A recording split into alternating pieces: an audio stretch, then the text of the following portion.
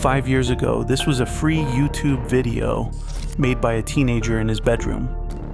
No studio, no budget, just yellow wallpaper, flickering lights, and a sound that never stops. This year, that same nightmare made over $300 million and became the biggest film A24 has ever released. The man who built it was 19. The thing he built was never supposed to leave the internet.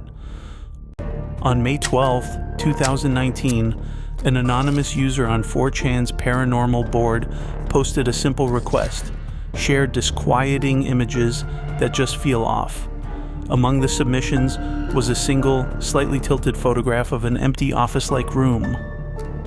It featured sickly yellow wallpaper, harsh fluorescent ceiling panels, and carpet that looked damp. The poster added a brief warning: if you are not careful and you no-clip out of reality in the wrong areas, you will end up in the back rooms. That single word, no-clip, a video game term for slipping through solid walls, redefined the space, turning a vacant room into an inescapable trap. For 5 years, the photo's true origin remained a mystery. Then, in May 2024, internet sleuths traced the image back to a defunct blog from 2002. The photo was a progress shot of a water-damaged former furniture store in Oshkosh, Wisconsin, being renovated into a Hobbytown, USA hobby shop. The damp carpet was from a real water leak. The sickly tint was the result of brand new commercial yellow paint under cheap fluorescent lights. But exposing the reality of the room did nothing to break its spell. Knowing it was once a real storage space in Wisconsin only made the nightmare feel closer, transforming a mundane retail renovation into the foundation of a modern digital mythology. Almost immediately, comment threads began transforming the flat yellow image into a physical, rule-bound territory. Users did not just look at the room, they occupied it. They established level 0 as the starting point of an infinite, randomized labyrinth, mapping out deeper levels, hostile entities, and specific exit conditions. By 2020, this collaborative architecture found a permanent home. The dedicated Backrooms wiki grew past 1,000 pages within its first year, formalizing a standardized geography for a place that did not exist. Writers who had never met built a detailed shared map of an invisible world. This was not a passive audience consuming a horror story. The collective fandom functioned as a single distributed co-author, drafting the blueprint for a physical maze none of them had ever actually seen. While online communities mapped thousands of theoretical coordinates, early video adaptations struggled to capture the dread of the original image, usually stalling after a few minutes of empty yellow hallways. That changed on January 7, 2022. A 16-year-old animator named Kane Parsons, working under the moniker Kane Pixels, uploaded a 9-minute short film titled The Backrooms Found Footage. Parsons did not merely recreate a concept, he presented physical evidence. Using Blender, a free open-source software, he constructed a virtual environment and buried it beneath the low-resolution grime of consumer technology. The resulting footage looked like a recovered analog tape, complete with the jitter of a handheld camcorder, sudden flashlight beams dancing across yellow wallpaper, and a heavy, unresolved hum vibrating in the background. What could have been a one-off experiment quickly evolved into an ongoing, serialized investigation. The film succeeded by drawing from a distinct aesthetic lineage. Parsons built his visual language on the sterile corporate isolation of Portal, the paranoid framing of Mr. Robot, and the psychological claustrophobia of works like Punishment Park, 1 Hour Photo, and Paranoia Agent. But the decisive stylistic choice was his patience.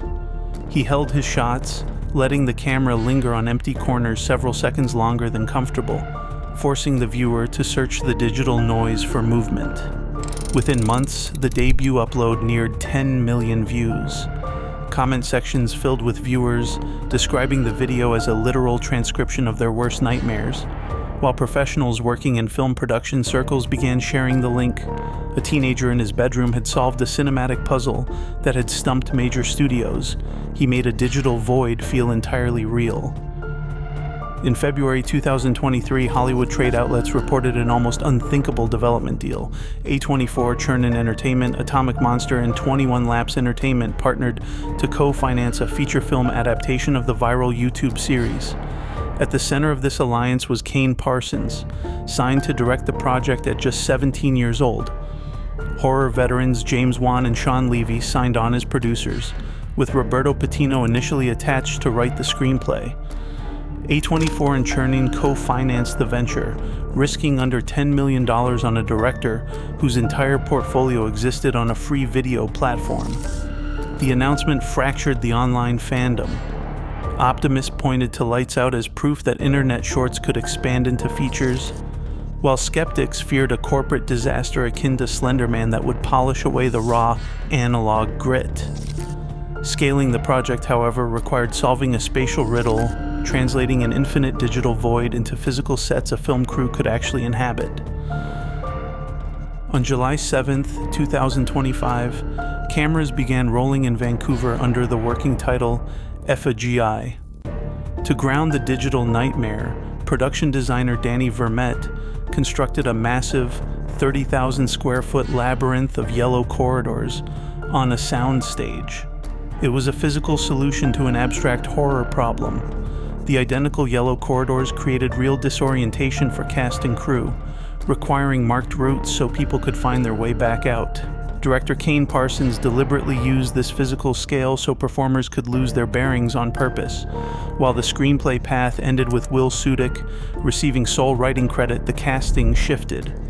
May 2025 reports suggested Chiwetel Ejiofor and Christine Milioti were being eyed, but Renate Reinsve took the role of Mary, joined by Mark Duplass, Finn Bennett, Lukita Maxwell, and Avon Jogaya. The premise followed Clark, a furniture store owner, and Mary, his therapist, discovering a doorway into an endless liminal space beneath the store.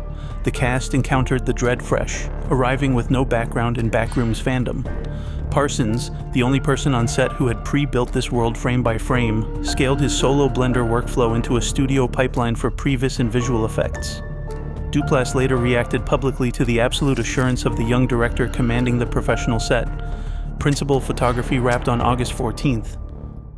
Months of near silence followed the wrap, with no public footage escaping the edit room. Then, in March 2026, one day before April Fool's, A24 dropped the first trailer. The teaser mixed grainy, handheld camcorder grit with polished, high-contrast cinematography. It revealed almost no plot. Instead, it triggered a physical response, a tightness in the chest, an instinctual urge to look away from a yellow hallway doing absolutely nothing. The feeling had survived the jump, silencing the skeptics. Following a premiere at the Aero Theater on May 7th, the film opened in South Korea and Italy on May 27th before hitting US theaters 2 days later. Tracking predicted $20 million. Instead, the movie took $38 million on opening day and $81.5 million for the weekend.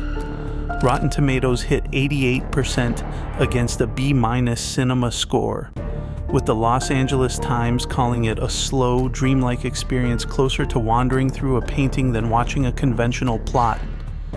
By its second weekend, the worldwide total passed $213 million, overtaking Marty Supreme as A24's highest-grossing title. At just 20 years old, Parsons was the youngest director ever to open at number 1. Tell us in the comments which internet-born nightmare should get the Hollywood treatment next. The Backrooms got out. What began as an anonymous digital glitch is now redefining modern horror, proving that the internet builds the nightmares we actually want. Hollywood didn't create this fear, they just inherited it. Which internet-born story should we cover next? Let us know below.